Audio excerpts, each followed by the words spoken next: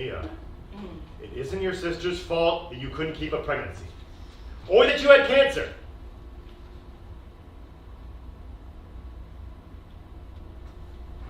Never lose hope.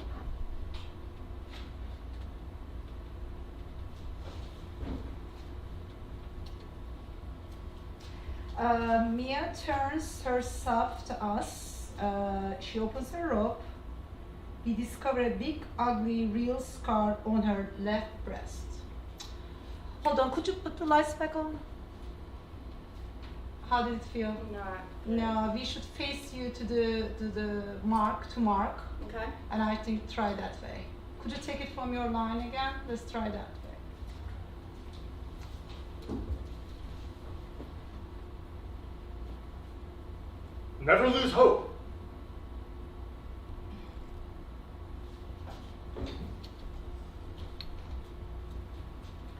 She faces the mark, she opens her robe, we discover a big, ugly, real scar on her left breast.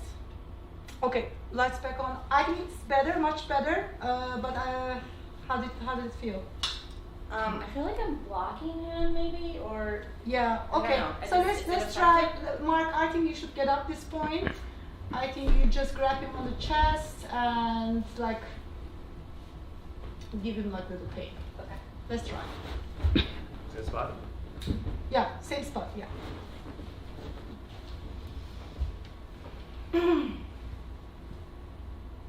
Never lose hope.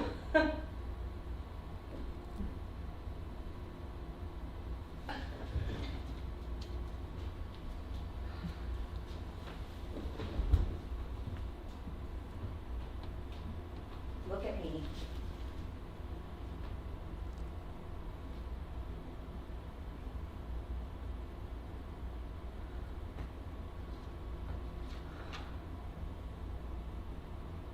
I want to tear my insides out and throw them away. Because they've already betrayed me. They put cotton balls inside of me. You know, the same way they make stuffed animals.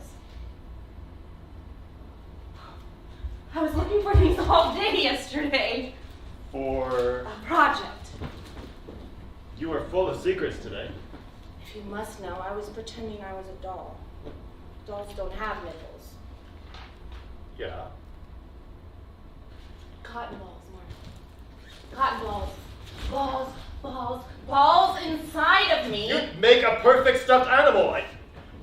You still look good to me. Still is such a revealing adverb. Hey, you can't walk like you used to. That's okay. What matters is you're still alive. Oh, your left breast is gone? It's fine. You're still... Mia, honey, still... calm down. Who, me? Ever since you found that mole on your right cheek, you can barely touch. One day,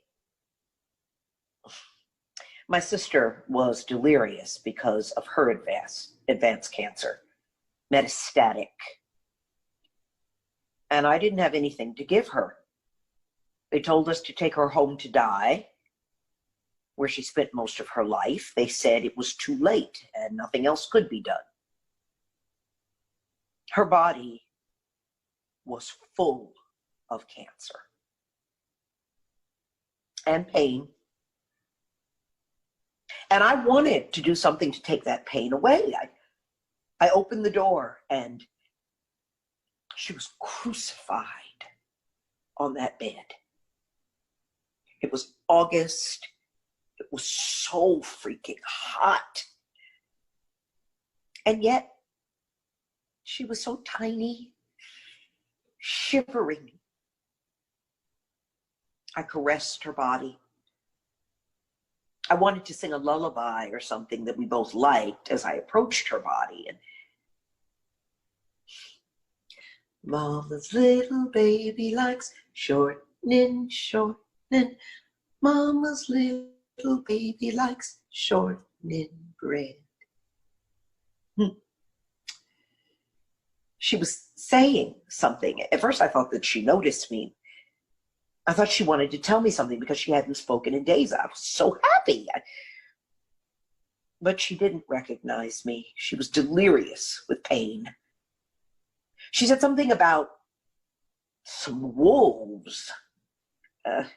They were chasing her, and I asked her, "Are you okay?" And I mean, how in the world could she be okay, right? But, you know, when we have no idea what to do sometimes, my sister's telling me about these hungry wolves that were running after her, and I touched her skin, and her skin, it was so dry, and she couldn't move. She was in agony. And I went to the hospital, and I demanded to have a nurse sent home. And they told me that they were understaffed. They gave me a vial of morphine and instructed me how to administer it to my own sister. I wasn't a nurse. I came back home and I sang to my sister her favorite song. Mama's little baby likes short knit, short knit. Mama's little baby likes short knit bread. And I poured morphine into her veins to quiet her pain, to stop those wolves from chasing. After she died, months later, I was watching a TV show on the Discovery Channel, and it was about wolves. And I started to cry. I finally saw the wolves that were running after my sister. It's funny how the brain works, right? I had goosebumps all over my skin. My sister's cancer was so advanced that these wolves were actually trying to eat what was left of her to make her pain go away, taking her body away too. And I found myself crying so hard. I heard a knock on my door, and it was my neighbor, and she says, "Are you okay?" And I collapsed in her arms. We went out for a drink, and I told her about my sister's cancer and about my own genetic test. I told her to go back home, undress herself, and touch every inch of her body. Call the doctor and ask for a mammogram. I told her to touch and love her body. As we were deep into our talk, I saw two men approaching, and one of them was a foreigner. He came as an exchange student, and, you know, there had been civil war in his country, and he decided to stay here. He had learned our language. He had a beautiful accent. And I asked him to repeat after me what I was saying. And it was as if I asked him to repeat after me cancer. And it was as if hearing him say cancer for the first time, because he was saying it differently, I realized that this illness is always new.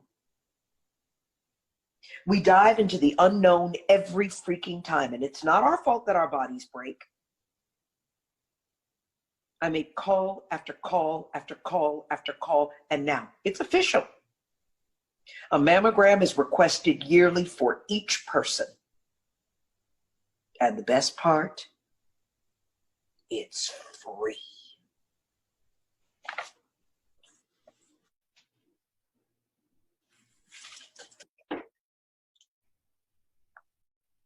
Epilogue, One of Us.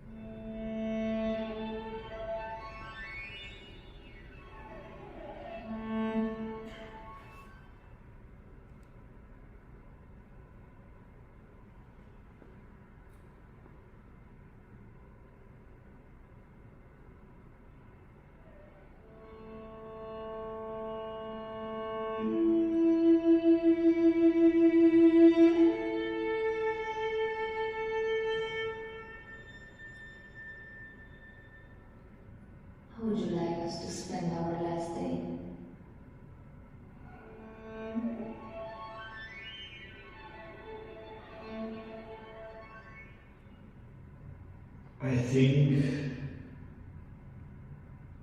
I would like to take time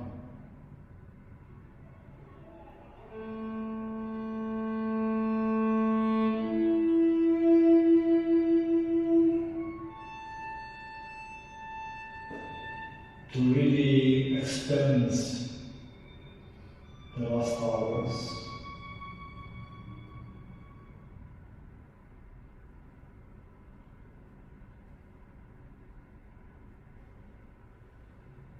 To feel you, feel the nature, experience the last sunset.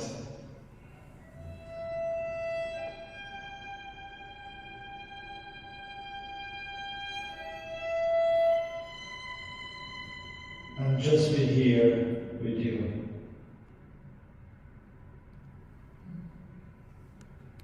I was also thinking about time and how we can stretch it, how we would like to slow down every second to feel every breath so that we feel that the minutes become longer.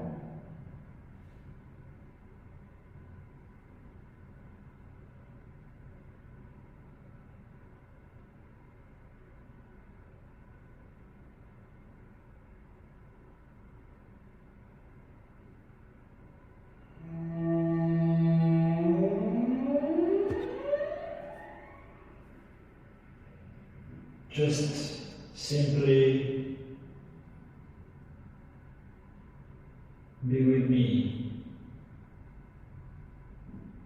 Us together, maybe watching the sunrise,